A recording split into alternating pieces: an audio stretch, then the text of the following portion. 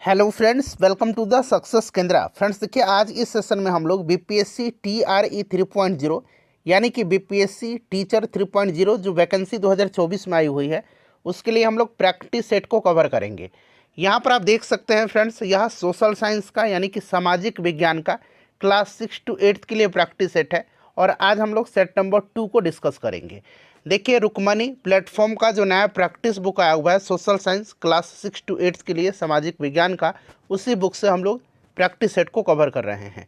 Friends, एक बार सभी लोग जल्दी से सेशन को लाइक कर देंगे और इसका लिंक किसी भी एक ग्रुप में फटाफट शेयर कर दीजिए। चलिए फ्रेंड्स, सेशन स्टार्ट करते हैं। अगर आपने सेट नंबर 1 को नहीं देखा है तो ज़रूर देखिएगा, लिंक आपको डिस्क्रिप्शन बॉक्स में मिल जाएगा। मैंने कमेंट सेक्शन में भी पिन कर दिया है सारे प्लेलिस्ट को, तो वहाँ से जाकर के आप सभी वीडियोज़ को देख सकते हैं। चलिए सेशन अब स्टार्ट करते हैं फ्रेंड्स। तो फ्रेंड्स, जैसे मैंने आपको बताया है कि आज इस सेशन में हम लोग बीपीएससी ट्री 3.0 के लिए प्रैक्टिस सेट को हम लोग डिस्कस करेंगे और यह प्रैक्टिस सेट आपका सोशल साइंस क्लास 6 to 8 के लिए है, यानी कि सामाजिक विज्ञान कक्षा 6 से 8 के लिए यह प्रैक्टिस सेट है बीपीएससी टीआरई 3.0 2024 के लिए। यहाँ पर आप देख भी सकते हैं फ्रेंड्स, मध्य विद्यालय शिक्षक कक्षा 6 से 8 और हमारा यह सेट नंबर 2 होगा। ठीक है ना। इससे पहले ऑलरेडी मैंने आपको सेट नंबर 1 करा दिया था, अगर आपने नहीं देखा है तो देख लीजिएगा, लिंक आपको डिस्क्रिप्शन बॉक्स में भी मिल जाएगा और मैंने कमेंट में भी पिन कर दिया है लिंक को, तो वहाँ पर से भी आप जा करके देख सकते हैं। चलिए स्टार्ट करते हैं। थोड़ा सा मैं जूम कर देता हूँ ताकि प्रश्न आपको स्पष्ट रूप से दिखाई दे। अब देखिए, पार्ट 1 में आपका लैंग्वेज का पेपर होता है, इंग्लिश और हिंदी का। 30 प्रश्न जो होते हैं पार्ट 1 में पूछे जाते हैं। चले देखिए, पहला प्रश्न पढ़ेंगे कि if I am your brother you will be my. Answer सभी लोग कमेंट करिएगा और सभी लोग अपना अपना स्कोर भी जरूर बताइएगा फ्रेंड्स। देखिए, if I am your brother you may be my either brother और सिस्टर, यानी कि ब्रदर भी हो सकता है और सिस्टर भी हो सकता है। तो राइट आंसर यहाँ पर इसका हो जाएगा option number D, more than one of the above, यानी कि उपयुक्त में से एक से अधिक। चलिए दूसरा प्रश्न है कि I will call you up at night, the time may be. बताइए, I will call you up at night, the time may be 11 PM। 11 PM यहाँ पर करेक्ट आंसर बिल्कुल हो जाएगा। चलिए, sister in law is, sister in law is, तो sister in law is all of the above, यानी कि brother's wife, wife sister और हस्बैंड सिस्टर, यानी कि आपका एक से अधिक यहाँ पर करेक्ट आंसर हो जाएगा। ठीक है ना। चलिए, the first day of a month is Sunday, what day will be on 8th of this month. Right answer इसका क्या होगा? देखिए, the first day of a month is Sunday, then the 8th of the month is also Sunday. ठीक है ना। तो यहाँ पर संडे यहाँ पर राइट आंसर हो जाएगा इसका। देखिए, if A is the daughter of B, then B is the, खाली स्थान दिया गया है, ऑफ ए। बताइए, A is the daughter of B, यानी कि ए बी की बेटी है, तो बताइए बी इज द, क्या रिलेशन होगा यहाँ पर ए के साथ। तो यहाँ पर देखिए राइट आंसर हो जाएगा, if A is the daughter of B then B is the either father और मदर। ठीक है ना, या तो पिता है या माता है। तो यहाँ पर आपका option number C right answer हो जाएगा, आइदर ए और बी करेक्ट आंसर हो जाएगा। चलिए फ्रेंड्स, जल्दी जल्दी सेशन को कवर करेंगे। My sister is appointed as, खाली स्थान है, SDM। तो राइट आंसर यहाँ पर क्या होगा? My sister is appointed as an SDM। ठीक है ना, यहाँ पर एन का प्रयोग होगा। चलिए उसके बाद देखिएगा कि फिल इन द ब्लैंक्स है, ऑनेस्टी इज द, तो आपने पढ़ रखा है honesty is the best policy, तो ये आपका बेस्ट राइट आंसर हो जाएगा। देखिए, which comes earlier in a particular year, which comes earlier in a particular year. बताइए राइट आंसर इसका क्या होगा? तो in a particular year by the option February comes earlier, फरवरी पहले आता है ना।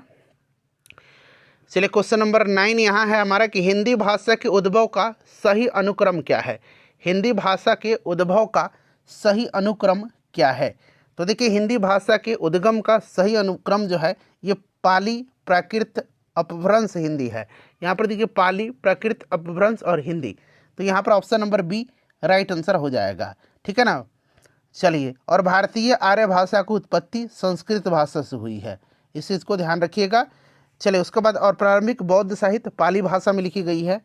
महात्मा बुद्ध ने अपना उपदेश पाली भाषा में ही दिया है। और अपभ्रंश का जो अगला चरण है ये अहवट है। लेकिन कौन सा शब्द इसमें से विदेशी है? इसमें से विदेशी जो है यह आपका कौन सा शब्द है? तो महल और पपीता विदेशी भाषा का शब्द है। महल मूलतः अरबी भाषा का शब्द है और पपीता पुर्तगाली भाषा का शब्द है। इसलिए ऑप्शन नंबर यहाँ पर दिखेगा तो आपका महल और पपीता हो जाएगा, तो डी एक से अधिक राइट आंसर होगा।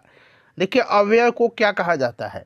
अवयव को क्या कहा जाता है? तो इसको अविकारी शब्द कहा जाता है, अविकारी शब्द कहा जाता है अवयव को, ठीक है ना। इसलिए कहा जाता है कि लिंग, वचन और कारक से कोई विकार नहीं होता है। चलिए उसके बाद नेक्स्ट क्वेश्चन है कि सर्वनाम का भेद इनमें से कौन सा नहीं है? सर्वनाम का भेद कौन सा नहीं है, बताइए। सर्वनाम के 6 भेद होते हैं: पुरुषवाचक, निश्चयवाचक, अनिश्चयवाचक, प्रश्नवाचक, संबंधवाचक, निजवाचक।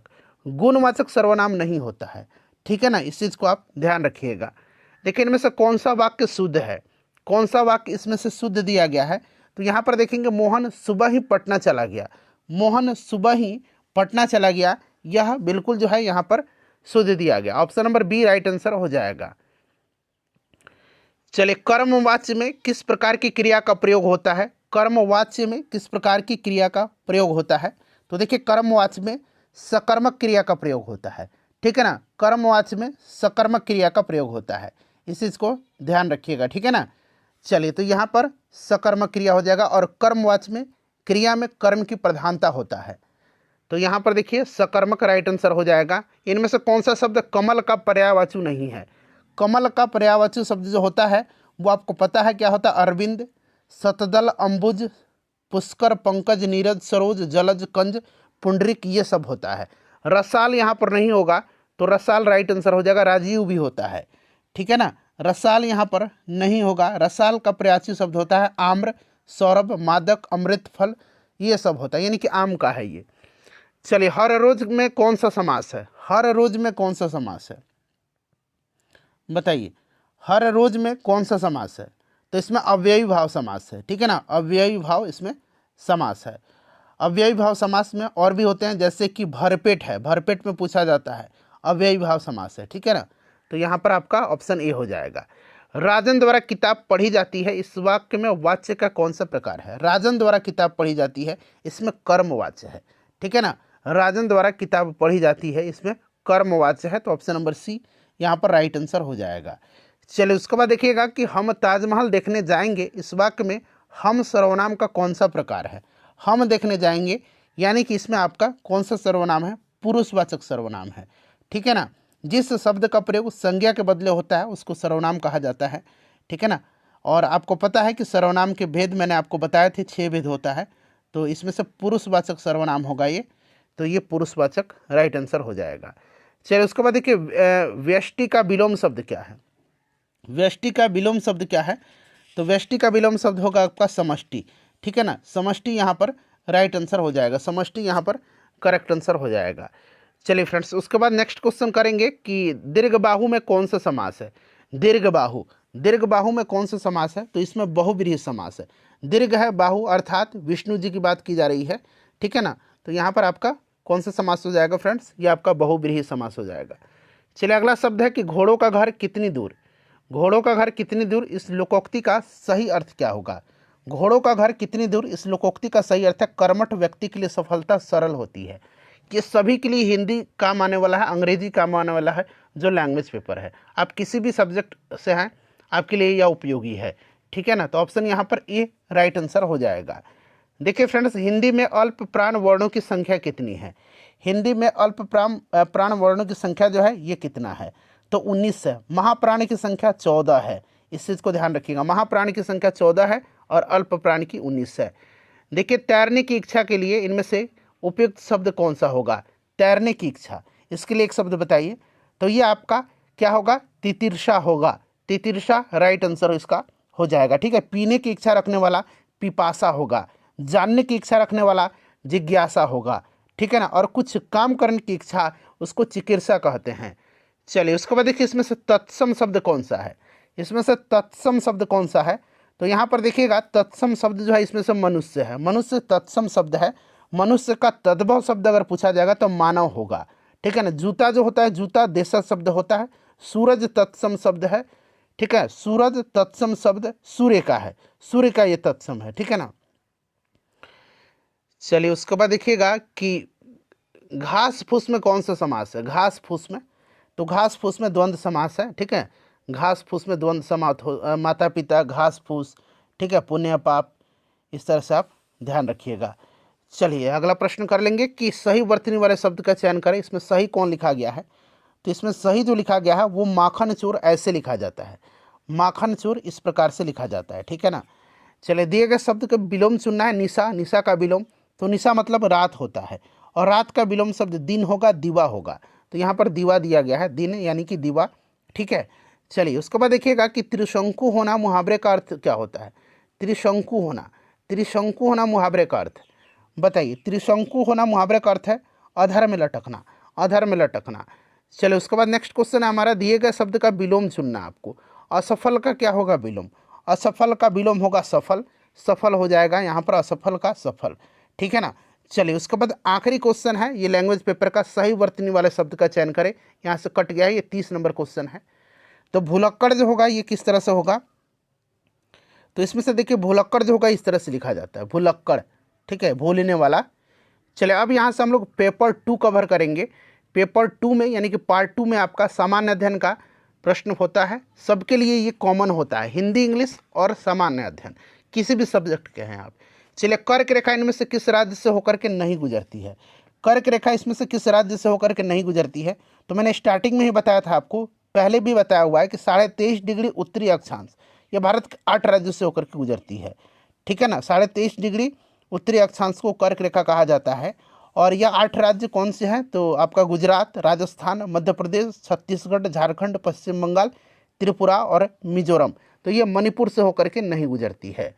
चलिए निम्नलिखित में से कौन पहाड़ी अरुणाचल प्रदेश में है। अरुणाचल प्रदेश में कौन सी पहाड़ी है यहाँ पर बताएंगे, राइट आंसर क्या होगा। तो इसमें से राइट आंसर देखिए डफला पहाड़ी, मिरी पहाड़ी, मिसमी पहाड़ी, अबोर पहाड़ी, पटकाई बुम पहाड़ी। पटकाई बुम पहाड़ी जरूर याद रखिएगा, ठीक है ना। ये जितने भी यहाँ तीनों दिख रहा है ये तीनों अरुणाचल प्रदेश में है, तो ऊपर में से एक से अधिक राइट आंसर हो जाएगा। उसके बाद अबोर पहाड़ी भी याद रखिएगा, अबोर पहाड़ी, यहाँ मैं लिखता हूँ अबोर पहाड़ी, अबोर पहाड़ी। पटकाई पटकाई बुम पहाड़ी, पटकाई बुम पहाड़ी, ठीक है ना। तो एक से अधिक राइट आंसर होगा। इनमें से कौन सा नदी जो है गंगा के बाएं तट पर मिलने वाली गंगा की सहायक नदी है।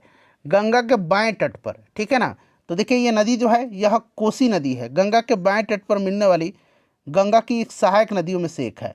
कोसी नदी जो है यह बिहार के कटिहार में कुरुसेला एवं काढ़ागोला के पास गंगा में मिलती है। कुरुसेला आप याद रखिएगा, ये प्रश्न बनता है, ठीक है ना। कुरुसेला में गंगा में ये मिलती है, इस चीज़ को याद रखिएगा, ठीक है ना, बड़ा ही इंपॉर्टेंट है। और यमुना नदी गंगा की सबसे बड़ी सहायक नदी है, इसको भी आप जरूर याद रखिएगा। चलिए यमुना गंगा की सबसे बड़ी सहायक नदी है, तो यहाँ पर देखिए राइट आंसर यहाँ पर कोसी हो जाएगा। मयूराक्षी परियोजना किस राज्य में है। मयूराक्षी परियोजना जो है ये कहाँ पर है, तो मयूराक्षी परियोजना ये झारखंड के दुमका जिला में मसानजोर नामक स्थान पर है, ठीक है ना, ध्यान रखिएगा। मयूराक्षी बांध को कनाडा बांध भी कहा जाता है, कनाडा बांध, क्लियर। चलिए यह बांध कनाडा के सहयोग से बना था और इस परियोजना का उद्घाटन 1955 में हुआ था। यह परियोजना बिहार और पश्चिम बंगाल की संयुक्त परियोजना के रूप में बनी थी, ठीक है ना। मयूराक्षी नदी छोटा नागपुर पठार से निकलती है, तो यहाँ पर देखिए राइट आंसर आपका झारखंड हो जाएगा। देखिए कॉमेट चोटी से संबंधित सही तथ्य कौन सा है इसमें से, बताइए सही तथ्य इसमें से कौन सा है। तो देखिए फ्रेंड्स अगर हम बात करते हैं कॉमेट चोटी की, तो यह हिमालय की हिमाद्री श्रेणी यानी कि बृहद हिमालय की चोटी है, ठीक है ना। कॉमेट चोटी उत्तराखंड में स्थित है, इस चीज़ को ध्यान रखिएगा। तो यहाँ पर यह हिमालय के हिमाद्री श्रेणी में है। चलिए निम्नलिखित में से देखिए कौन सा शहर जो है, कौन सा शहर समूह पूरी तरह से गंगा नदी के किनारे के शहरों का एक तरह से समूह दिया गया है यहाँ पर, बताइए राइट आंसर इसका क्या होगा।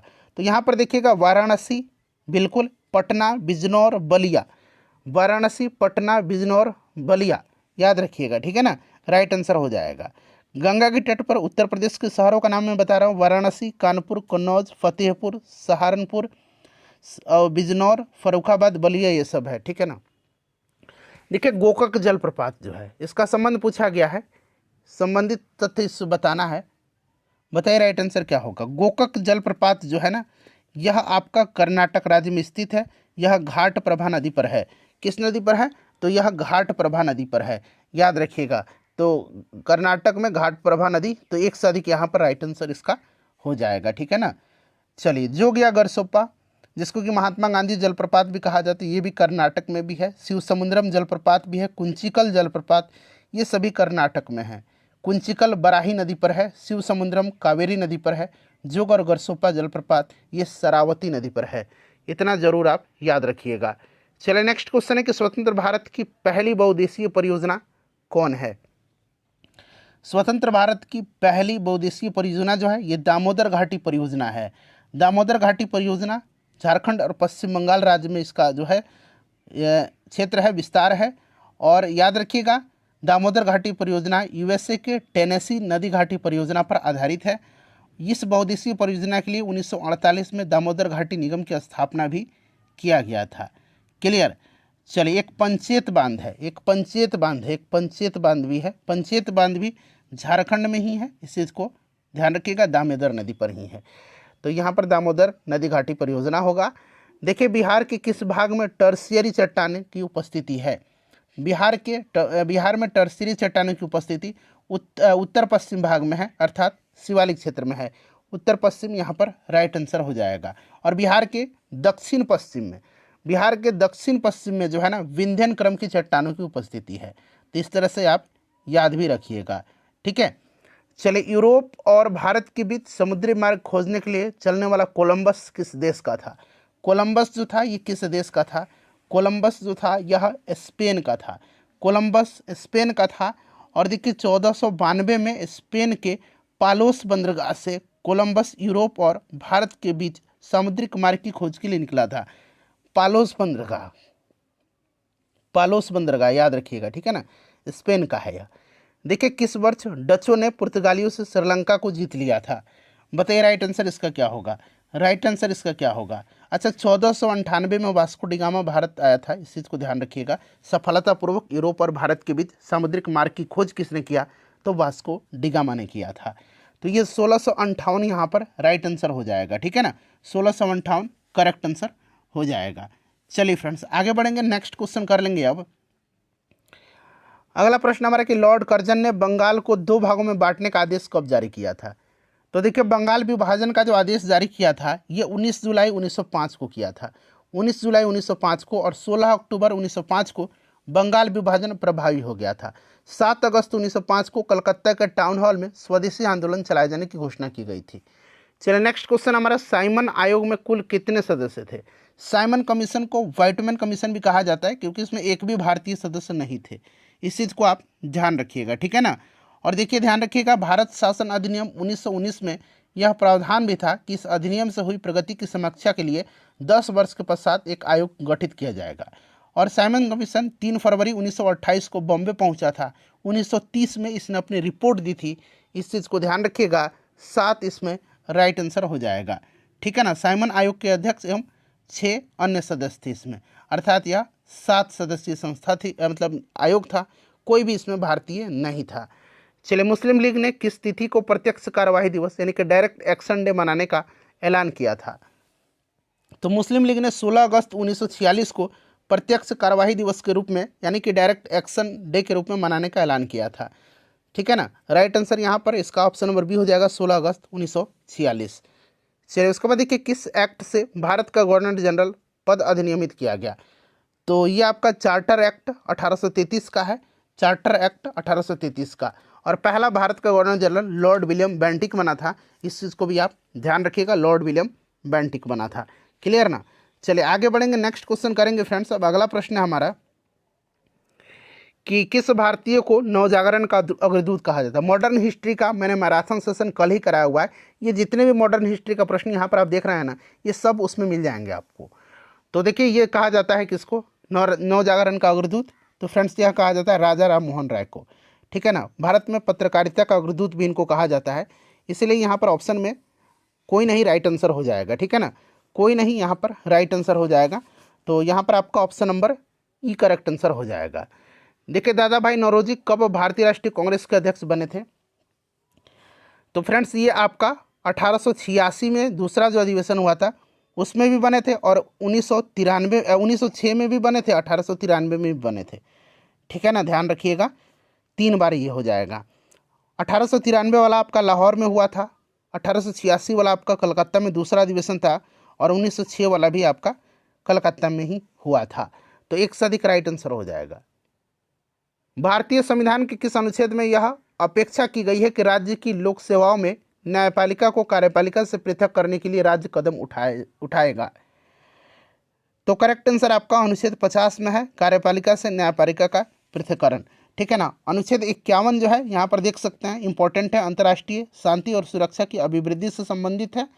और अनुच्छेद 49 जो है राष्ट्रीय महत्व के स्मारकों, संस्थानों और वस्तुओं के संरक्षण के लिए राज्य को कहा गया है। यहाँ पर ऑप्शन बी राइट आंसर हो जाएगा। देखिए, भारत का महान्यायवादी यानी कि अटॉर्नी जनरल ऑफ इंडिया का कार्यकाल कितनी अवधि का होता है? अटॉर्नी जनरल ऑफ इंडिया का कार्यकाल कितनी अवधि का होता है? भारत का महान्यायवादी का पद या कार्यकाल राष्ट्रपति के प्रसाद पर्यंत होता है। ठीक है ना, राष्ट्रपति के प्रसाद पर्यंत यह पद धारण करता है, इस चीज़ को ध्यान रखिएगा। तो इनमें से कोई नहीं यहाँ पर राइट आंसर हो जाएगा। देखिए, भारत में रोलिंग प्लान की शुरुआत किस वर्ष की गई? अनुवर्त योजना की। तो रोलिंग प्लान की शुरुआत जो है 1978 में किया गया था, 1978 में। ठीक है ना, 1978 में जो है रोलिंग प्लान की शुरुआत की गई थी। चलिए, उसके बाद देखिएगा, इसमें पूछा जा रहा है कि आयत कितना है। अब इसको आप लोग सॉल्व करिएगा, मैं बता देता हूँ इसमें आयत कितना है। तो इसमें 15 आयत हैं। ठीक है ना, मैथ वाला प्रश्न का आंसर मैं बता देता हूँ। टेलीग्राम से जुड़िए, टेलीग्राम का लिंक डिस्क्रिप्शन में मिलेगा, वहाँ पर मैं सबका PDF दे दूँगा, वहाँ से आप लोग सॉल्व भी कर लीजिएगा। चलिए, 52 का देखिएगा राइट आंसर क्या होगा। 52 का, एक मिनट रुक जाइए, हाँ यहाँ पर है 52 का यहाँ से देखिएगा करेक्ट आंसर जो होगा फ्रेंड्स, ये मैं बता देता हूँ आपका, ऑप्शन नंबर ई हो जाएगा यहाँ पर। ठीक है, क्योंकि इनमें से कोई नहीं होगा इसका आंसर। 53 का देख लीजिएगा, 53 का, 54 का PDF मैं आपको टेलीग्राम पर दे दूंगा, इसका सॉल्यूशन भी मिल जाएगा वहाँ पर। ठीक है ना। चले आइए, देखिए, किसी परिपथ में विद्युत धारा के प्रवाह की दिशा को दर्शाने के लिए किस उपकरण का उपयोग किया जाता है? तो किसी भी परिपथ में विद्युत धारा के प्रवाह की दिशा को किस उपकरण दर्शाने के लिए जो उपकरण उपयोग में किया जाता है, वह कौन सा उपकरण है बताइए? तो राइट आंसर आपका क्या हो जाएगा? इसमें से गैल्वेनोमीटर का उपयोग किया जाता है। गैल्वेनोमीटर ऑप्शन में नहीं दिया गया, इसलिए उपरोक्त में से कोई नहीं राइट आंसर हो जाएगा। ठीक है ना फ्रेंड्स, ध्यान रखिएगा, गैल्वेनोमीटर होगा। चलिए, गैल्वेनोमीटर में श्रेणी क्रम में उच्च प्रतिरोध का तार जोड़ करके वोल्टमीटर बनाया जाता है। चलिए, उसके बाद नेक्स्ट क्वेश्चन है कि यौनारंभ के दौरान आवाज़ बदल जाती है, ऐसा क्यों होता है? यौनारंभ के दौरान आवाज़ बदल जाती है, ऐसा क्यों होता है? तो लैरिंग्स के विकास के कारण होता है। जो लैरिंग्स है ना, स्वर यंत्र, उसके विकास के कारण होता है, इस चीज़ को ध्यान रखिएगा। देखिए, अगला प्रश्न है 61 नंबर कि किसी सीधे धारावाही चालक को चुंबकीय क्षेत्र में रखा गया है। जब चालक में प्रवाहित धारा की दिशा और चुंबकीय क्षेत्र की दिशा के बीच कितना एंगल होगा, तब चालक को अधिकतम बल का अनुभव होगा? तो फ्रेंड्स, ये आपका कितना होगा? तो 90 डिग्री। 90 डिग्री राइट आंसर इसका हो जाएगा। ठीक है ना, 90 डिग्री करेक्ट आंसर हो जाएगा। और ध्यान रखिएगा, चुंबकीय क्षेत्र का SI यूनिट क्या होता है? टेस्ला होता है। ठीक है, और CGS यूनिट गॉस होता है, दोनों यूनिट ध्यान रखिएगा। चलिए, 62 नंबर क्वेश्चन है कि किसी कार्बनिक यौगिक में एक प्रक्रियात्मक समूह क्या निर्धारित करता है? बताइए राइट आंसर क्या होगा? किसी कार्बनिक यौगिक में एक प्रक्रियात्मक समूह क्या निर्धारित करता है? चलिए बताएंगे सही आंसर इसका क्या होगा। सही आंसर इसका क्या होगा फ्रेंड्स? करेक्ट आंसर बताइए सभी लोग। तो फ्रेंड्स, यह जो होता है आपका इसके रासायनिक गुण का, इसके रासायनिक गुण का, ठीक है ना, रासायनिक गुण का। तो यहाँ पर रासायनिक गुण राइट आंसर हो जाएगा। बेकिंग पाउडर का जो है किसका मिश्रण है? बेकिंग पाउडर जो है यह बेकिंग सोडा और मृदु खाद्य अम्ल का मिश्रण होता है। ठीक है ना, तो ऑप्शन नंबर यहाँ पर सी राइट आंसर हो जाएगा, बेकिंग सोडा का। याद रखिएगा, बेकिंग सोडा। ऑप्शन नंबर यहाँ पर बी राइट आंसर, सी राइट आंसर हो जाएगा। चलिए, अपघटन की अपघटन अभिक्रिया कब होती है? अपघटन अभिक्रिया कब होती है? तो देखिए, अपघटन अभिक्रिया तब होती है जब एक अभिकारक विघटित होकर सरल उत्पादों का निर्माण करते हैं। ठीक है, याद रखिएगा, अपघटन की अभिक्रिया में ऊष्मा, तापमान, विद्युत एवं प्रकाश के प्रभाव से अव्ययी तत्वों का लघु जो यौगिक है उसमें ये अपघटित हो जाते हैं। तो यहाँ पर option number C right answer इसका होगा। चलो, उसके बाद देखिएगा, खाली स्थान दिया गया है में सभी निर्जीव घटक शामिल होते हैं जो हवा, बादल, धूल, भूमि, पहाड़, नदियाँ, तापमान, आर्द्रता, जल, जलवाष्प, रेत इत्यादि। तो ये सब अजैविक हैं। क्या है? अजैविक वातावरण में सभी निर्जीव घटक शामिल होते हैं। तो ये अजैविक यहाँ पर राइट आंसर हो जाएगा। उसके बाद देखिए कौन सा इसमें से संयोजन अभिक्रिया का उदाहरण है। संयोजन अभिक्रिया, ऑप्शन नंबर सी हो जाएगा N2 3H2 2 जो होगा 2NH3 हो जाएगा। यह आपका संयोजन अभिक्रिया का उदाहरण है। ठीक है, जब दो या दो से अधिक अभिकारक एक दूसरे से अभिक्रिया करता है तो एक प्रतिफल का निर्माण होता है और इस अभिक्रिया को संयोजन अभिक्रिया कहते हैं। देखिए 2023 में इसरो द्वारा चंद्रमा पर अपना तीसरा मिशन चंद्रयान-3 किस रॉकेट से लॉन्च किया गया है। बड़ा ही इंपॉर्टेंट क्वेश्चन है, बताइए। 14 जुलाई 2023 को यह लॉन्च किया गया, डेट याद रखिएगा। और यह LVM-3M4 से किया गया, LVM-3M4 से, ठीक है ना। चलिए उसके बाद देखिएगा कि अखिल भारतीय बाघ अनुमान 2012 नामक रिपोर्ट के अनुसार सर्वाधिक बाघों की संख्या वाला राज्य कौन सा है। तो यह राज्य जो है मध्य प्रदेश है। मध्य प्रदेश यहाँ पर करेक्ट आंसर हो जाएगा। ठीक है, मध्य प्रदेश राइट आंसर इसका हो जाएगा। चलो उसके बाद देख लीजिएगा नेक्स्ट क्वेश्चन है कि ICC पुरुष एक दिवसीय क्रिकेट विश्व कप 2023 की मेजबानी कौन सा देश किया था। तो ये भारत किया था और भारत इसमें उपविजेता रहा था, ऑस्ट्रेलिया इसमें विजेता रहा था। चलो उसके बाद देख लीजिएगा कि अक्टूबर 2023 में परमाणु पावर मिसाइल ब्यूरवेस्टनिक का किस देश ने सफल परीक्षण किया है। ब्यूरवेस्टनिक का, तो फ्रेंड्स यह परीक्षण किसने किया है, तो याद रखिएगा रसिया ने किया है। रसिया ने किया है, ठीक है ना, रसिया ने किया है। रसिया यहाँ पर राइट आंसर हो जाएगा। चलिए अब यहाँ पर हम लोग कवर करेंगे इतिहास का जो आपका सब्जेक्ट है जिनका, उनके प्रश्नों को। इतिहास के बाद हम लोग ज्योग्राफी, पॉलिटी, इनके भी प्रश्नों को कवर करेंगे। यह फुल सेट है आपका, ठीक है ना। चलिए तो यहाँ पर देख लेंगे आंसर, ध्यान से आप लोग देते चलिएगा, ठीक है ना। चलिए उसके बाद देखिएगा कि निम्न में से किस हड़प्पाकालीन स्थल से हल का टेराकोटा प्राप्त हुआ है। हल का टेराकोटा जो है ये प्राप्त कहाँ से हुआ है। तो फ्रेंड्स यह बनावली से हुआ है। कहाँ से हुआ है, बनावली से हुआ है। बनावली एक हड़प्पाकालीन स्थल है, इस चीज़ को ध्यान रखिएगा, ठीक है ना। और हरियाणा के हिसार जिले में स्थित है बनावली, और वहीं से हल का टेराकोटा प्राप्त हुआ है। बक्सर के युद्ध में अंग्रेजी सेना का प्रधान सेनापति कौन था। अच्छा, बक्सर के युद्ध हुआ था कब, 1764 में हुआ था, ठीक है ना, बक्सर का युद्ध। और उसमें अंग्रेजी सेना का नेतृत्व कर रहा था हेक्टर मुनरो। कौन कर रहा था फ्रेंड्स, हेक्टर मुनरो कर रहा था। तो यहाँ पर हेक्टर मुनरो यहाँ पर राइट आंसर हो जाएगा, हेक्टर मुनरो। चलिए उसके बाद नेक्स्ट क्वेश्चन है कि इनमें से किसको मुजफ्फरपुर बम कांड के आरोप के कारण फांसी दी गई थी। मुजफ्फरपुर बम कांड की घटना जो है ये 1908 की है, ठीक है, याद रखिएगा 1908 की यह घटना है, क्लियर ना। और इसमें प्रफुल्ल चाकी और खुदीराम बोस संलिप्त थे। और इन दोनों ने 30 अप्रैल 1908 को मुजफ्फरपुर का जो जिला सत्र का न्यायाधीश था किंग्सफोर्ड, उसकी गाड़ी पर बम फेंका था। और बम जो है गलती से कैनेडी की गाड़ी पर गिरी थी और उसमें कैनेडी की पत्नी और उनकी पुत्री मारी गई थी। इसके कारण खुदीराम बोस को 11 अगस्त 1908 को फांसी दी गई थी और प्रफुल्ल चाकी ने आत्महत्या कर लिया था। तो इसमें खुदीराम बोस तो है ही नहीं, तो ऊपर में से कोई नहीं होगा। शेरशाह का मकबरा कहाँ स्थित है, तो शेरशाह का मकबरा जो है ये सासाराम में है। चलिए निम्नलिखित में से कौन सा हड़प्पाकालीन स्थल गुजरात में स्थित है। गुजरात में इसमें से लोथल है। लोथल जो है ये बंदरगाह भी था, भोगवा नदी के तट पर है। चलिए चोल वंश का संस्थापक, चोल वंश का संस्थापक कौन था, विजयालय था। विजयालय चोल वंश का संस्थापक था। चोलों की राजधानी तंजौर हुआ करती थी, इस चीज़ को ध्यान रखेंगे, ठीक है ना। प्रथम बौद्ध संगति के अध्यक्ष कौन थे। प्रथम बौद्ध संगति का आयोजन राजगिरी में हुआ था, ठीक है ना, राजगिरी में हुआ था।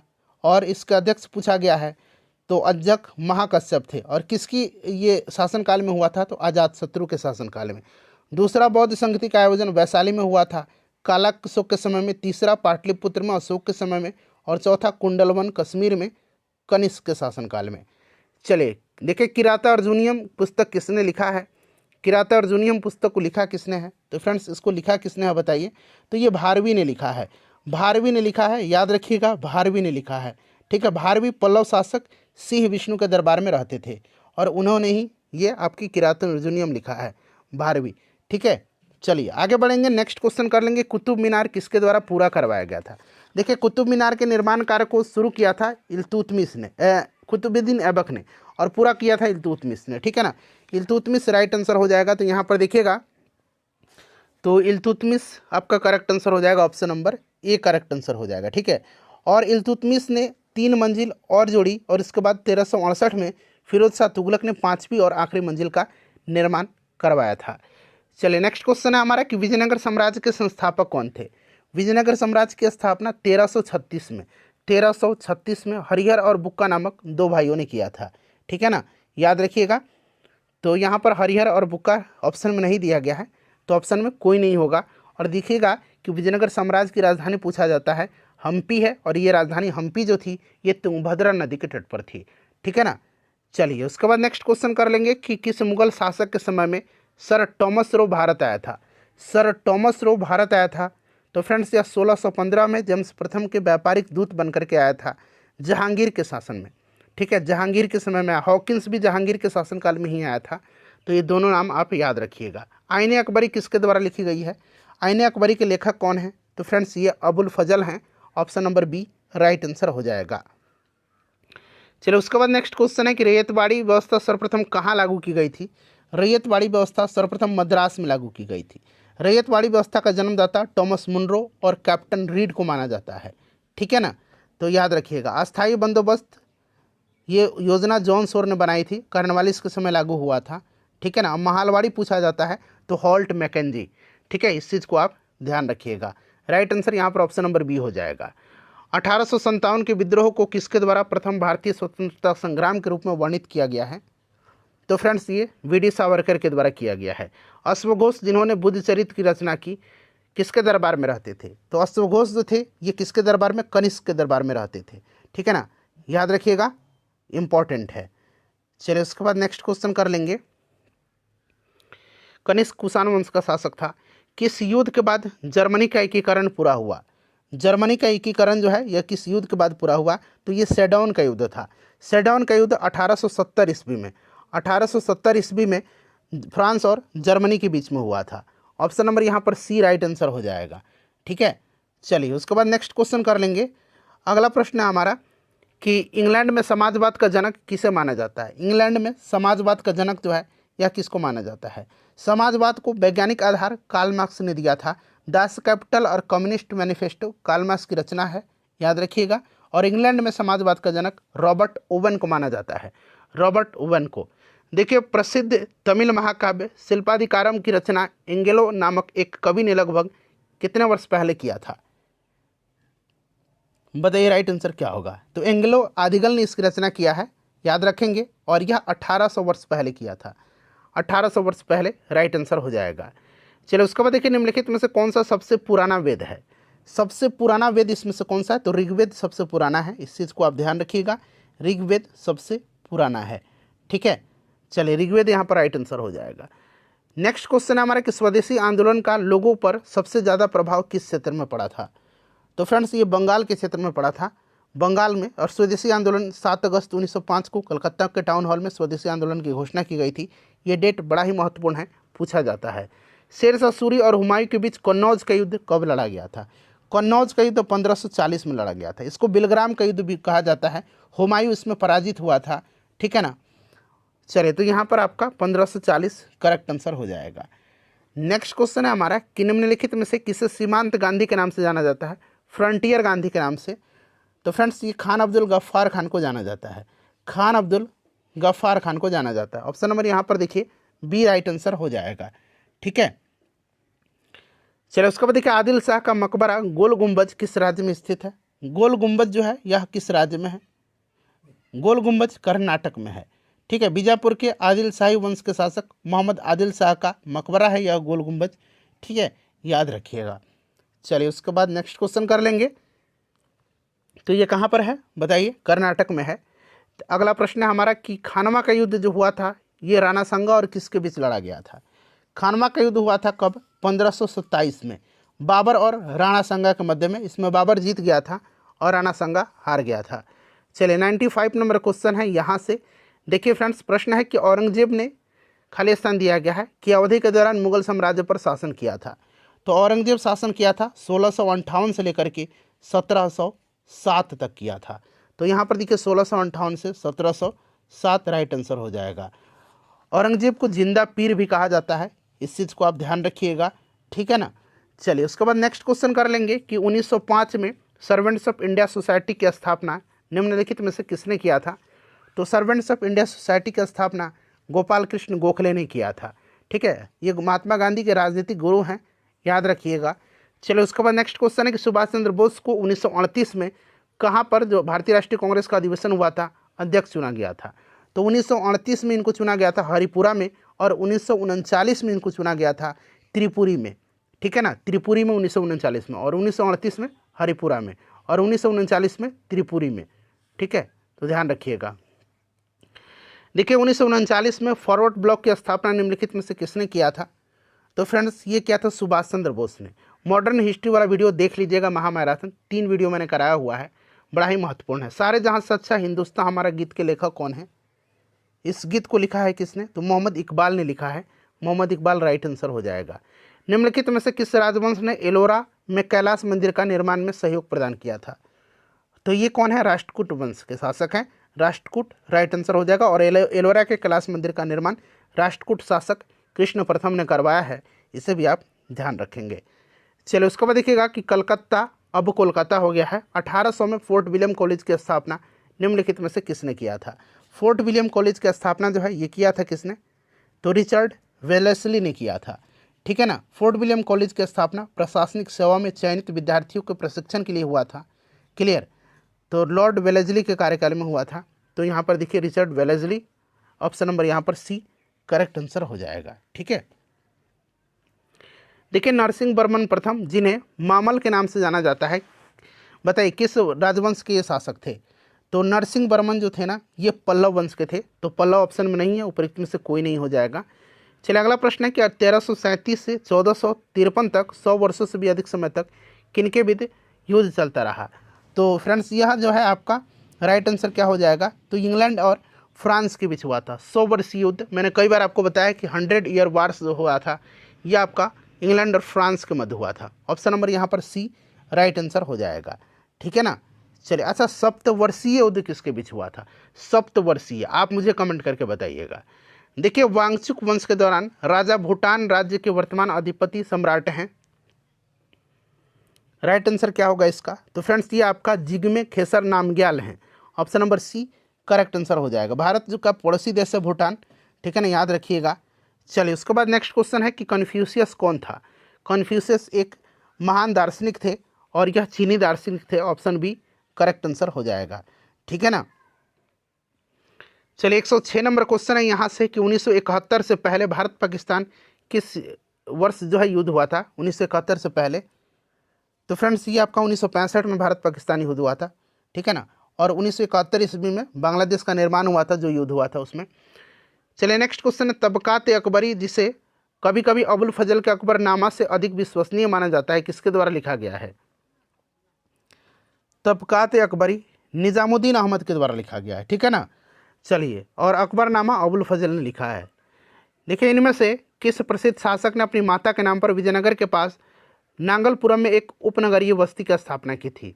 ये क्वेश्चन अभी रिसेंटली बिहार में पूछा गया था। कृष्णदेव राय हैं, ध्यान रखिएगा, कृष्णदेव राय, ठीक है ना। कृष्णदेव राय आंध्र भोज, आंध्र अभिनव, इन सब उपाधि से इनको सम्मानित किया जा चुका था, याद रखिएगा।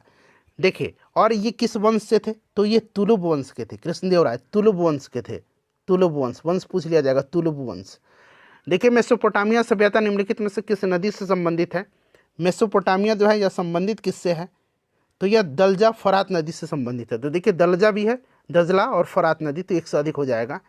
देखिए मेसोपोटामिया सभ्यता में पाई गई बेलनाकार पत्थर और की अनूठी, देखिए बेलनाकार पत्थर की मोहरों की अनूठी विशेषता क्या है? तो फ्रेंड्स ये आपकी राइट आंसर हो जाएगा, यह लगातार चित्र बना सकता है, ठीक है ना। चलिए उसके बाद नेक्स्ट हमारा जो आपका चैप्टर होगा, मतलब सब्जेक्ट होगा, अब ये भूगोल का है। तो जिनका भी हिस्ट्री भूगोल है, भूगोल पॉलिटी है या हिस्ट्री पॉलिटी है, वो लोग देखिएगा।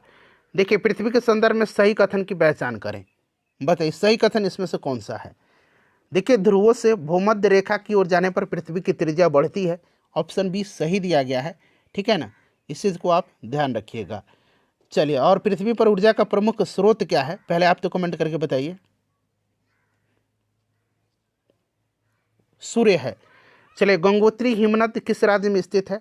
गंगोत्री हिमनद जो है यह उत्तराखंड में है, और गंगोत्री ग्लेशियर हिमालय की सबसे बड़ी ग्लेशियरों में से एक है, इस चीज़ को ध्यान रखिएगा, ठीक है। निम्नलिखित में से कौन सा कायांतरित चट्टान का उदाहरण नहीं है? कायांतरित चट्टान का उदाहरण नहीं पूछा गया है। तो यहाँ पर देखिएगा, तो आपका ग्रेनाइट जो होता है ना, यह कायांतरित चट्टान का उदाहरण नहीं है। ग्रेनाइट आग्नेय चट्टान का उदाहरण है। ठीक है, बेसाल्ट चट्टान आग्नेय चट्टान का उदाहरण होता है।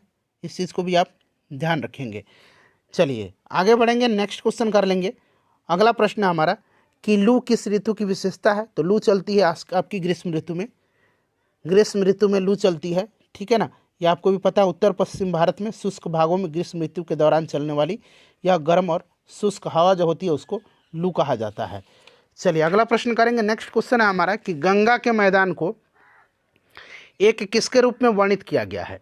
तो जियोसिंक्लाइन के रूप में। यह प्रश्न बीपीएससी में पूछा जा चुका है। ठीक है फ्रेंड्स।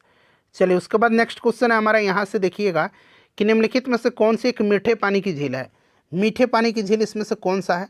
तो इसमें से देखिए उलर झील और लोकटक झील, ये मीठे पानी की झील है। उलर झील और लोकटक झील। लोकटक झील कहाँ पर है? तो ये मणिपुर में है। उलर कश्मीर में है, चिल्का उड़ीसा में है। तो ये चिल्का जो होगा ये खारे पानी का लैगून झील है ना, तो मीठा झील, लोकटक और उलर एक से अधिक राइट आंसर हो जाएगा। ठीक है ना। चलिए उसके बाद देखिएगा कि किस ग्रह का घनत्व सबसे कम है? सबसे कम घनत्व शनि का है, सबसे ज़्यादा पृथ्वी का है। ठीक है, चलिए तो यहाँ पर शनि हो जाएगा राइट आंसर। अगला प्रश्न है कि दामोदर, कोयल और स्वर्णरेखा नदियाँ निम्नलिखित में से किससे निकलती हैं? तो ये नदियाँ जो हैं ये निकलती हैं आपकी छोटा नागपुर के पठार से। बिहार का पहला रामसर स्थल कौन सा है? बिहार का पहला रामसर स्थल कांवड़ झील है, बेगूसराय में है। इस चीज़ को ध्यान रखिएगा। ठीक है ना फ्रेंड्स, इंपॉर्टेंट है। चलिए उसके बाद देखिएगा कि मानचित्र या चार्ट पर मौजूद एक काल्पनिक रेखा या एक रेखा जो समुद्री जल जैसी सतह के नीचे समान गहराई वाले सभी बिंदुओं को जोड़ती है, उसको क्या कहा जाता है? तो फ्रेंड्स उसको आइसोबाथ लाइन कहा जाता है। आइसोबाथ लाइन कहा जाता है। ठीक है ना, इस चीज़ को ध्यान रखिएगा, आइसोबाथ लाइन कहा जाता है। चलिए निम्नलिखित में से कौन सी भौतिक भूगोल की एक शाखा नहीं है? भौतिक भूगोल की एक शाखा नहीं है, बताइए राइट आंसर क्या होगा? भौतिक भूगोल की शाखा। करेक्ट आंसर इसका क्या होगा? तो यहाँ पर देखिए कृषि भूगोल जो है यह भौतिक भूगोल की शाखा नहीं है। भौतिक भूगोल की शाखाएं कौन कौन सी हैं? तो भू आकृति विज्ञान, उसके बाद जलवायु विज्ञान, समुद्र विज्ञान, जैव भूगोल, पर्यावरण भूगोल और मृदा भूगोल है। ठीक है। चलिए भारत में कोयले के भंडार के संबंध में सबसे अमीर राज्य कौन सा है? कोयले के भंडारण के संबंध में अगर सबसे अमीर राज्य की बात करते हैं तो सबसे अमीर झारखंड है। झारखंड यहाँ पर राइट आंसर हो जाएगा फ्रेंड्स, ध्यान रखिएगा। ठीक है, झारखंड सबसे अमीर है भंडारण में। भारत का उष्णकटिबंधीय वन शोध संस्थान कहाँ पर स्थित है? तो फ्रेंड्स यह मध्य प्रदेश के जबलपुर में है। तो जबलपुर नहीं है, उपरोक्त में से कोई नहीं, राइट आंसर हो जाएगा। वन अनुसंधान संस्थान पूछेगा तब देहरादून राइट आंसर होगा। चलो उसके बाद देखिएगा कि बिहार के निम्नलिखित जिला में कौन सा बिहार के नक्शे पर सर्वाधिक पूर्व में है? सर्वाधिक पूर्व में कौन सा है? सर्वाधिक पूर्व में कौन सा है? तो फ्रेंड्स सर्वाधिक पूर्व में जो है ये किशनगंज है। किशनगंज राइट आंसर हो जाएगा, सर्वाधिक पूर्व में किशनगंज है। चलिए अगला प्रश्न कर लेंगे कि निम्नलिखित में से जम्मू एवं कश्मीर में खारे पानी की झील कौन? कमेंट करके इसका आंसर बताइएगा, सोच समझ करके इसका आंसर बताइएगा। ठीक है ना।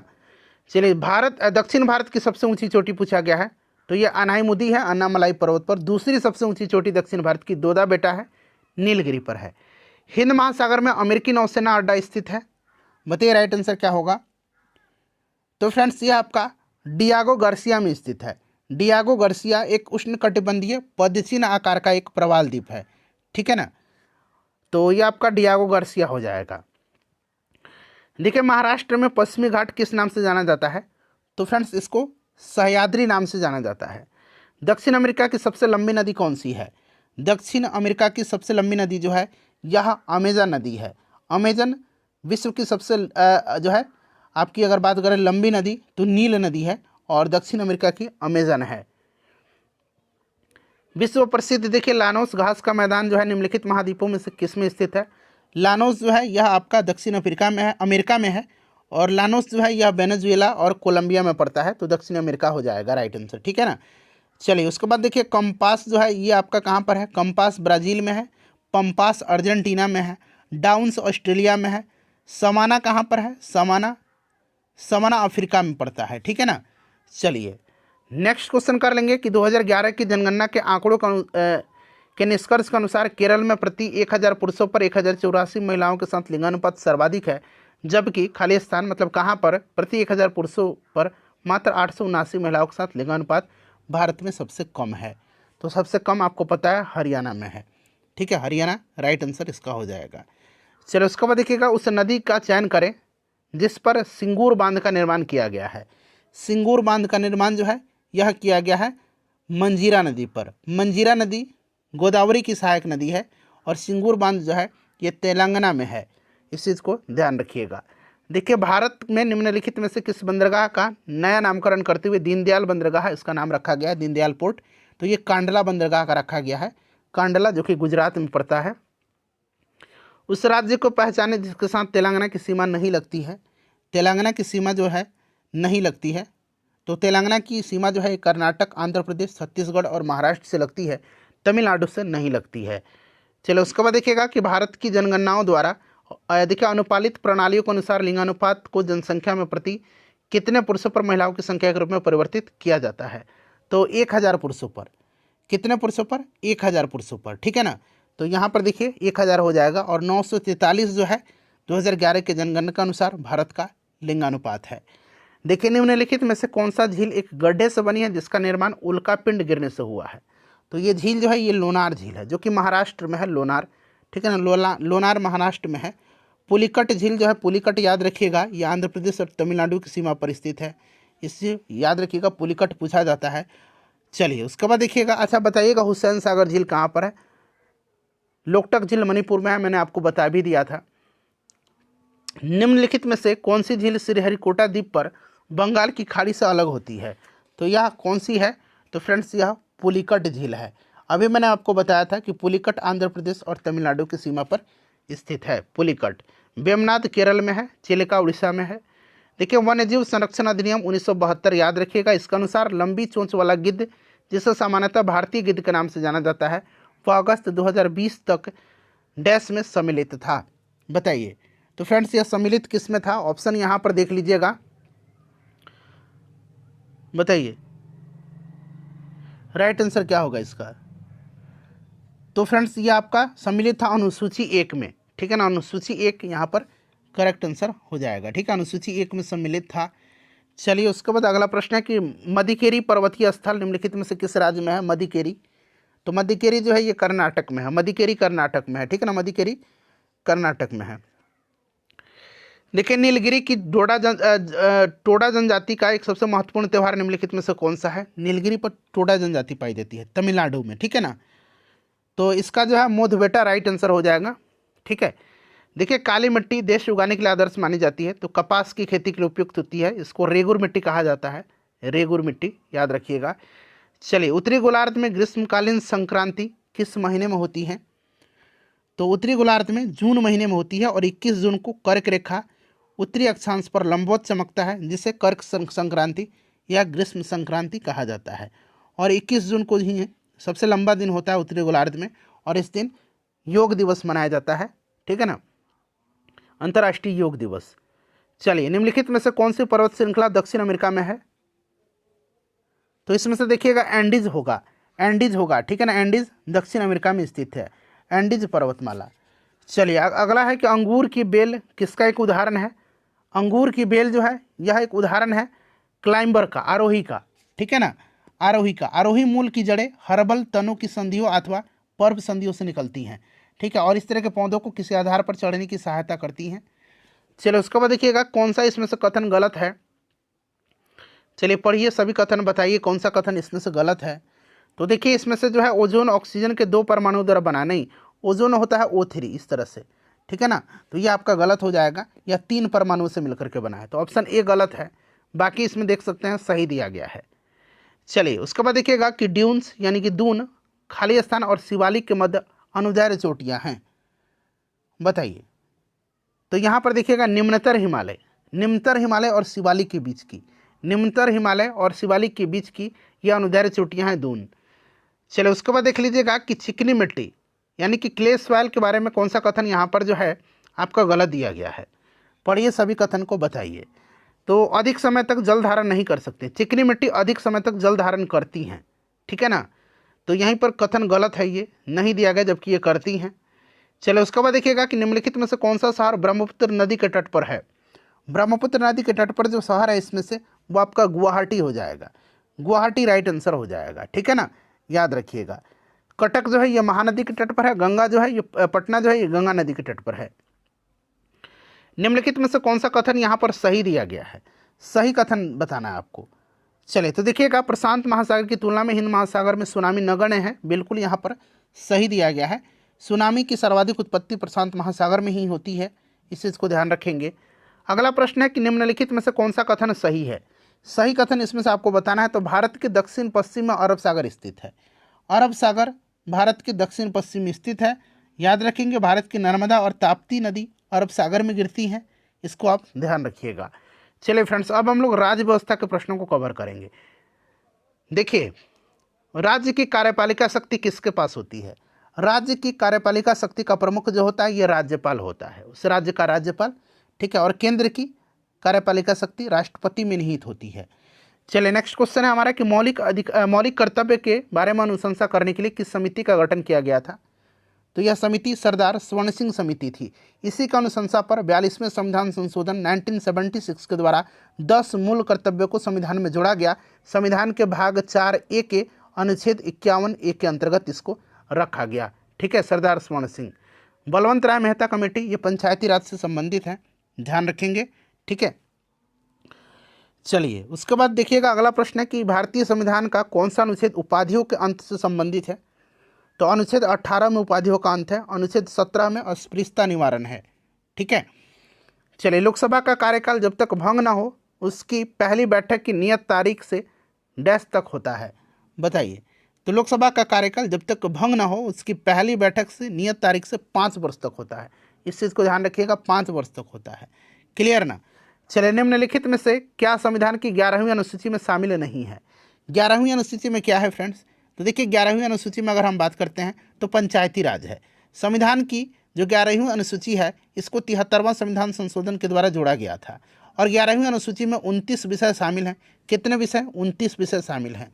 तो यहाँ पर देखिएगा राइट आंसर इसका क्या होगा, और इसमें शामिल विषय जो है पूछा गया नहीं है, तो करेक्ट आंसर ग्रामीण खेल नहीं है, ठीक है ना।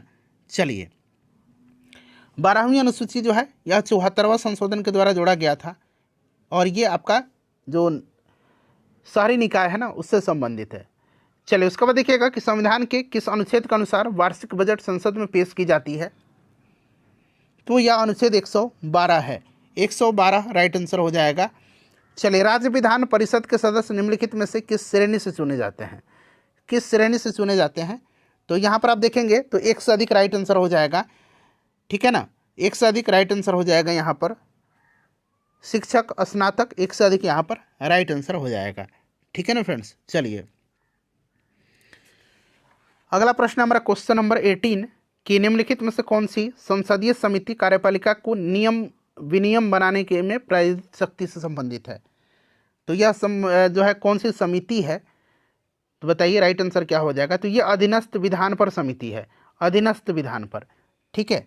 चलिए अगला प्रश्न है कि भारतीय संविधान का अनुच्छेद 300 किससे संबंधित है? अनुच्छेद 300 मुकदमे तथा कार्रवाई से संबंधित है, मुकदमे तथा कार्रवाई से। भारत में न्यायिक प्रणाली किस पर आधारित है? भारत की न्यायिक प्रणाली जो है यह आधारित किस पर है, बताइए। तो भारत की न्यायिक प्रणाली उपरोक्त में से 1 से अधिक जो दिया गया है उस पर आधारित है। भारतीय संविधान जो है भारतीय कानून का आधार है, इस चीज़ को ध्यान रखिएगा। और भारत की न्यायिक प्रणाली संविधान, नियमित कानून की उचित प्रक्रिया और कानून द्वारा स्थापित प्रक्रिया तीनों पर आधारित है। तो 1 से अधिक राइट आंसर होगा। देखिए, राज्यसभा के सभापति और उपसभापति की नियुक्ति में सदन की अध्यक्षता कौन करता है? सदन की अध्यक्षता कौन करता है?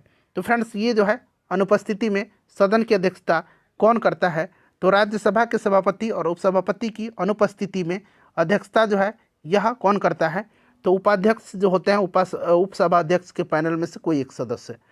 देखिए, राज्य के राज्यपाल को अध्यादेश जारी करने की शक्ति प्रयुक्त की जा सकती है, बताइए राइट आंसर क्या होगा? अनुच्छेद 213 के तहत राज्यपाल जो है विधानसभा के सत्र नहीं चलने की स्थिति में राज्य सूची और समवर्ती सूची के विषयों पर अध्यादेश जारी करता है। तो राज्य सूची यहाँ पर राइट आंसर हो जाएगा। देखिए, भाषण और अभिव्यक्ति की स्वतंत्रता शामिल नहीं है, भाषण और अभिव्यक्ति की स्वतंत्रता। यहाँ पर देखिएगा हड़ताल करने का अधिकार नहीं है।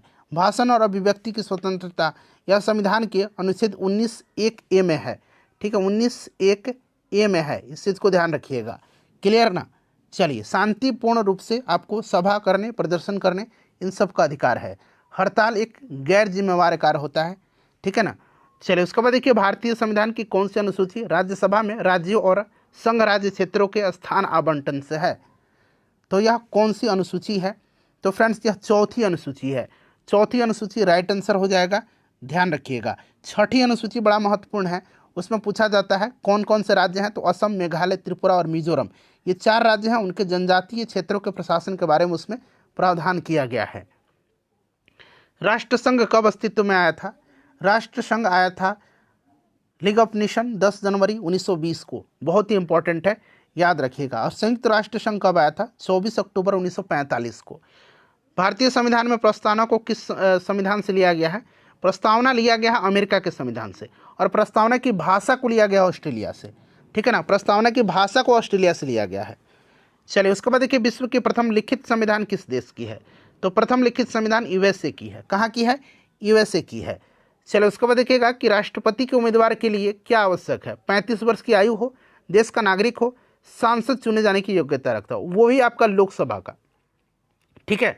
तो एक से अधिक यहाँ पर राइट आंसर होगा ऑप्शन नंबर डी। चलिए, उसके बाद नेक्स्ट क्वेश्चन करेंगे। क्वेश्चन नंबर 129 है कि भारत के राष्ट्रपति की पद की शपथ कौन दिलाता है? तो यह दिलाता है chief justice of India, Bharat का मुख्य न्यायाधीश, ठीक है ना। तो ऑप्शन नंबर यहाँ पर सी राइट आंसर हो जाएगा। चलिए, निम्नलिखित में से कौन सा प्रावधान सही है? इसमें से सभी प्रावधान को पढ़िए, आंसर मैं आपको बता रहा हूँ। इसमें से देखिए राइट आंसर आपका कौन सा होगा? तो भारतीय संविधान का भाग 4 जो है ये राज्य के नीति निर्देशक सिद्धांत से संबंधित है। ऑप्शन आपका बी राइट आंसर हो जाएगा, ठीक है ना, ध्यान रखिएगा, इंपॉर्टेंट है ये। चलिए, भाग 3 में मौलिक कर्तव्य नहीं मौलिक अधिकार हैं, ठीक है ना। चलिए, उसके बाद देखिएगा कि भारतीय संविधान का भाग 4A, यहाँ पर देखिए 4A किससे संबंधित है? निम्नलिखित में से कितने मौलिक अधिकारों को प्रदान करता है? तो अब 11 करता है, उस समय 10 था, ठीक है ना।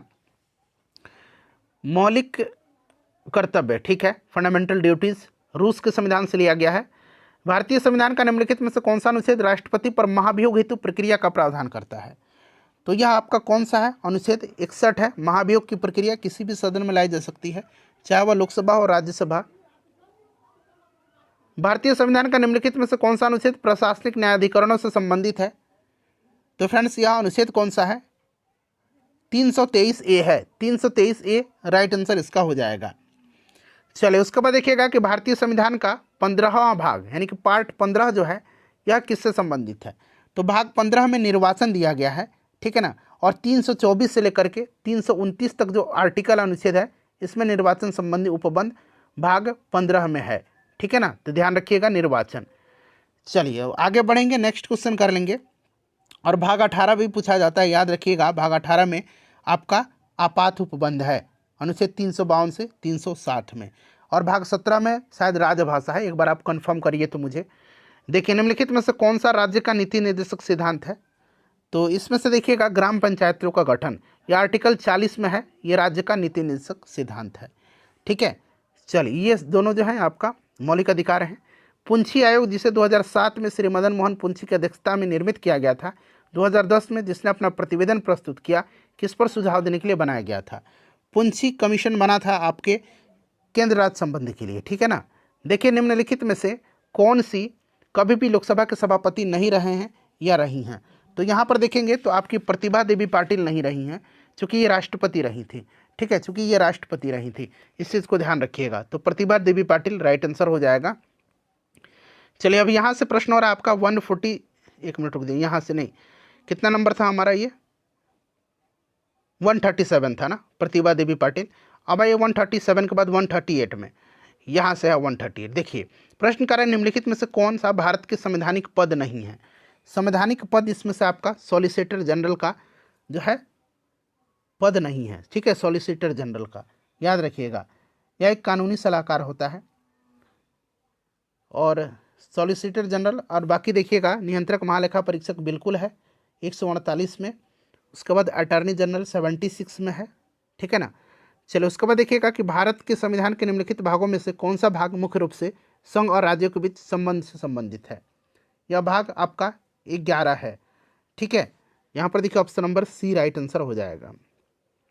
भारतीय संविधान केंद्र सरकार को कितने प्रकार की निधियाँ प्रदान करता है?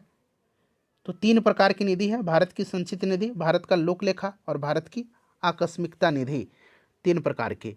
चलिए, भारत के राष्ट्रपति की एक वैधानिक शक्ति निम्नलिखित में से कौन सी है? पढ़िए सभी, आंसर बताइए। तो राइट आंसर यहाँ उपरोक्त में से एक से अधिक हो जाएगा यहाँ पर, ठीक है ना।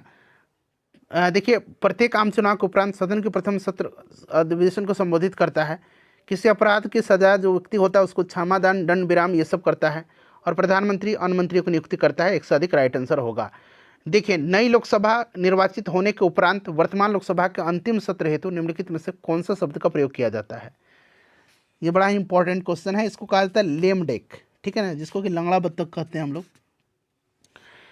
नेक्स्ट क्वेश्चन है हमारा कि भारतीय संविधान के, देखिएगा, किस आर्टिकल के अंतर्गत केंद्र सरकार द्वारा अनुमानित प्राप्तियों और व्यय का वार्षिक वित्तीय विवरण संसद को दोनों सदनों के समक्ष प्रस्तुत किया जाना अनिवार्य किया गया है? तो यह 112 अनुच्छेद है, ठीक है ना, 112 राइट आंसर हो जाएगा यहाँ पर ऑप्शन नंबर बी। निम्नलिखित में से कौन से मामले उच्च न्यायालय और उच्चतम न्यायालय के अधिकारिता में आते हैं? कौन सा? तो फ्रेंड्स, ये आपका आता है कौन सा, बताइए राइट आंसर। तो ये आपका आता है इन्फोर्समेंट, मूल अधिकारों के परिवर्तन। देखिए, उसके बाद देखिएगा कि भारतीय संविधान की निम्नलिखित में से कौन सी समिति के अध्यक्ष राजेंद्र प्रसाद नहीं थे? राजेंद्र प्रसाद नहीं थे तो संघ शक्ति से संबंधित जो समिति थी इसके अध्यक्ष नहीं थे, ठीक है ना। इसके अध्यक्ष पंडित जवाहरलाल नेहरू थे, बाकी इनके थे। चलिए, 146 नंबर क्वेश्चन है। यहाँ से देखिएगा कि भारतीय दंड संहिता की निम्नलिखित में से कौन सी धारा न्यायिक कार्रवाई के दौरान झूठे साक्ष्यों के लिए दंड का प्रावधान करती है? तो राइट आंसर इसका क्या हो जाएगा? 193 करेक्ट आंसर हो जाएगा। देखिए, किस संविधान संशोधन अधिनियम द्वारा भारतीय नागरिकों के लिए मतदान की आयु 21 से घटाकर के 18 वर्ष किया गया? तो ये 61वां संविधान संशोधन के द्वारा किया गया और 1989 से यह लागू हुआ था। चलिए, मोटर अधिनियम 1988 की धारा 43 के अनुसार वाहन के अस्थायी पंजीकरण हेतु कितने से अधिक अवधि अनुमत नहीं है? तो करेक्ट आंसर इसका हो जाएगा आपका, बताइए राइट आंसर, 12। 1 मिनट रुकिए, राइट आंसर इसका हो जाएगा 1 महीना, ठीक है ना, 1 महीना, 1 महीना, ठीक है ना। चलिए, 1 महीना। नेक्स्ट क्वेश्चन है कि देश के सर्वोच्च नागरिक पुरस्कार पद्म पुरस्कार की शुरुआत किस वर्ष हुई थी? पद्म पुरस्कार की शुरुआत हुई थी 1954 में, ठीक है, 1954 में, और 1955 में पद्म पुरस्कार को पद्म विभूषण, पद्म भूषण और पद्मश्री में बदल दिया गया था। तो यहाँ पर आपका 54 हो जाएगा, ऑप्शन नंबर यहाँ पर सी करेक्ट आंसर हो जाएगा। चलिए, उसके बाद देखिए आखिरी क्वेश्चन है, अपने स्कोर बताइएगा आप लोग कमेंट करके। निम्नलिखित में से किस संविधान संशोधन के साथ राष्ट्रीय राजधानी क्षेत्र अधिनियम 1991 के अधिनियम को लागू करने के बाद राजधानी दिल्ली में एक विधानसभा का गठन किया गया? तो फ्रेंड्स, यह 69वां संविधान संशोधन के द्वारा किया गया था। Option number A right answer हो जाएगा।